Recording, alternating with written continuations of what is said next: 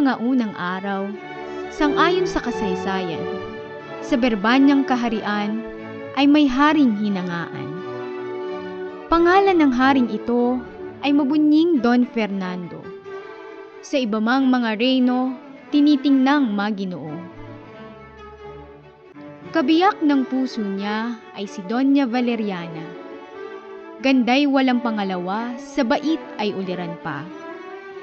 Sila ay may 3 anak, 3 bunga ng pagliyag.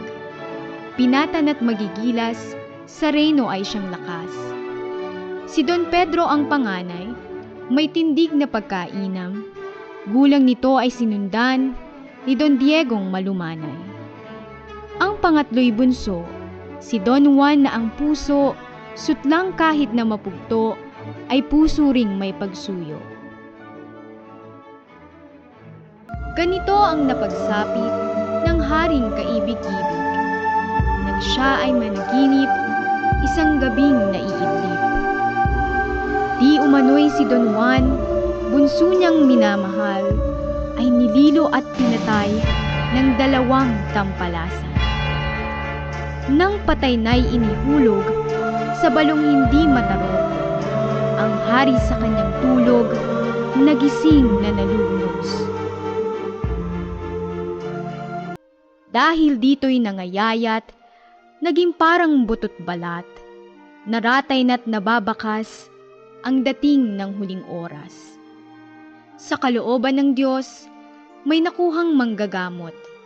Ito na nga ang nakatalos sa sakit ng haring bantog. May isang ibong maganda, ang pangalan ay Adarna. Pag narinig mong kumanta, sa sakit ay giginhawa. Kaya mahal na monarka, iyan po ang ipakuhat.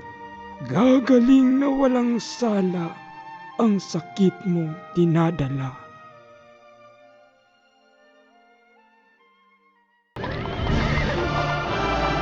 Nang sa haring mapakinggan, ang hatol na kagamutan, kapag dakay inihusan ang anak niyang pangalan. Si Don Pedro'y tumalima sa utos ng haring ama. Iginayak kapag daka, kabayong sasakyan niya.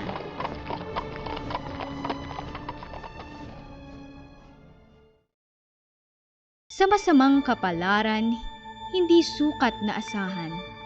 Nang sumapit sa ibabaw, kabayo niya'y namatay. Sa masamang kapalaran, ang prinsipey nakatagal. Narating ding mahinusay ang tabor na kabundukan. May namasdang punong kahoy, mga sangay mayamumong, sa nagtubong narorooy, pukod tangi yaong dahon. Natira sa pamamanglaw at inip ng kalooban, yamang walang hinihintay, mamahinga ang mainam. Tila naman isang tuksot, kasawian ni Don Pedro, ang adan ng may engkanto, dumating ng di nainu.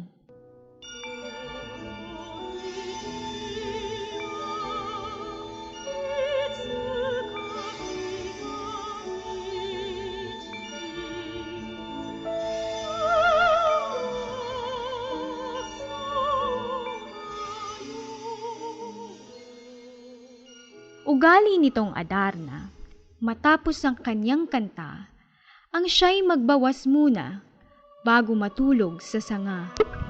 Sa masamang kapalaran, si Don Pedro'y napatakan, biglang naging batong buhay sa punong kinasandalan. Si Don Diego'y inatasang hanapin ang naparawal. Ang prinsipey di sumuway at noon di nagpaalam. Hindi niya nalalamang siya pala'y nakadatal. Sa tabor na sadyang pakay, tikit ay di ano lamang. Noon niya napagmalas ang puno ng Piedras Platas. Dahot sangay kumikintab, ginto pati mga ugat. Nang ang gabi lumalim na, kalangitan ay maaya. Si Don Diego'y namahinga, sa batong dooy nakita. Sa upoy di natagalan, ang prinsipeng naghihintay. Ibong Adarna'y dumatal mula sa malayong bayan. Sa lambing ng mga awit, ang prinsipeng nakikinig. Mga matay na papikit, nakalimot sa daigdig.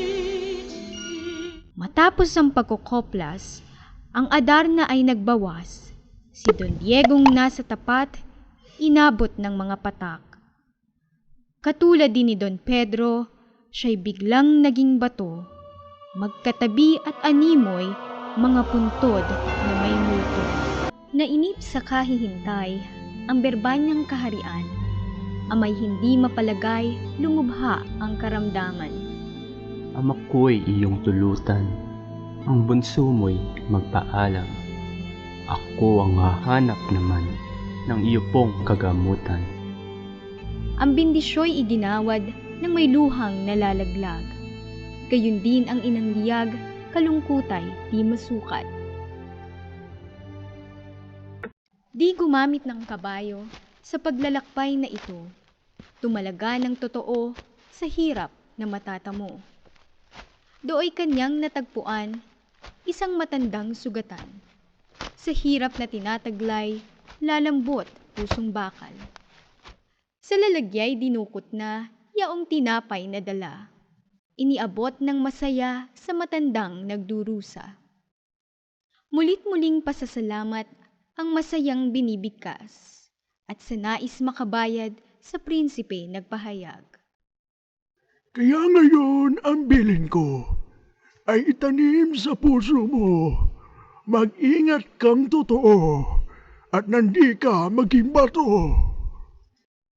Sa puok na natatanaw ay may kahoy kang daratnan.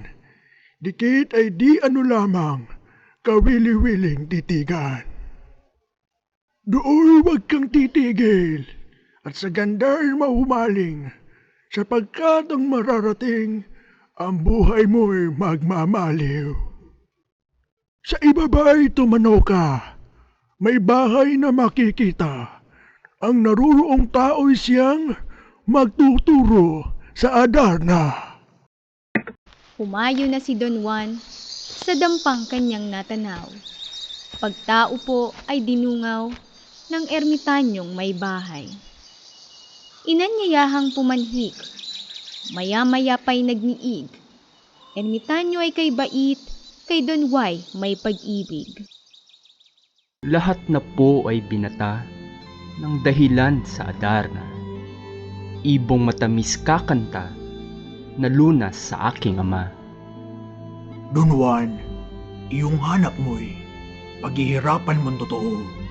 Ang Adarna'y may engkanto na wala pang tumatalo. 7 awit na maganda, 7 rin at iba't iba, sa balahibong itsurang ilalabas ng Adarna. Upang iyong matagalan, 7 kantang may inam, kita ngayon ay bibigyan ng sa antok ay panlaban. Naririto ang labahat, 7 dayap na hinugna, iyong dalhit ng wag kang talunin ng engkantada. Bawat kantang pakikinggan, ang palad mo ay sugatan, saka agad mong bigaan ng dayap ang hiwan laman. Matapos ang 7 kanta, magbabawas ang Adarna. Ilagang mapatakan ka nang walang isa'y magdusa. Dalhin mo rin itong sintas, pagkaginto ay matingkad. Itali mo pagkahawak sa Adarnang mag-aalpas. Yumao na si Don Juan sa tabor na kabundukan. Nang maagang maabangan, yaong ibong kanyang pakay. Ngunit hindi natagalan sa ganitong paghihintay at kanya nang natanawan ang Adarna'y dumaratal. Pagkalapag ay naghusay ng kanyang buong katawan. Ang pagkantay sinimulan, tinig ay pinag-inam. Natukso ng matulog, si Don Juan nanunubok. Ang labaha ay dinukot at ang palad ay binuspos. Lamang ngumiti sa balat, pinigaan na ng dayap. Sa hapdi halos maiyak, tugoy bumukal sa sugat. 7 kantay pinagwakas nitong ibong sakdal dilaw. 7 rin ang naging sugat ni Don Juan nagpupuyat. Ang ibon ay nagbawas na, ugali pagtulog niya. Ang prinsipeng nakakita ay umilag kapag daka. Agad niyang sinunggaban, sa paay biglang tinangnan, at kinapos ng matibay ng sintas na gintong lantay. Sa katuwaang tinamo, halos di magkandatuto. Ang Adarna ay pinangko, dinala sa ermitanyo. Sa kaan ng ermitanyo, Iyan ba nga ay kunin mo?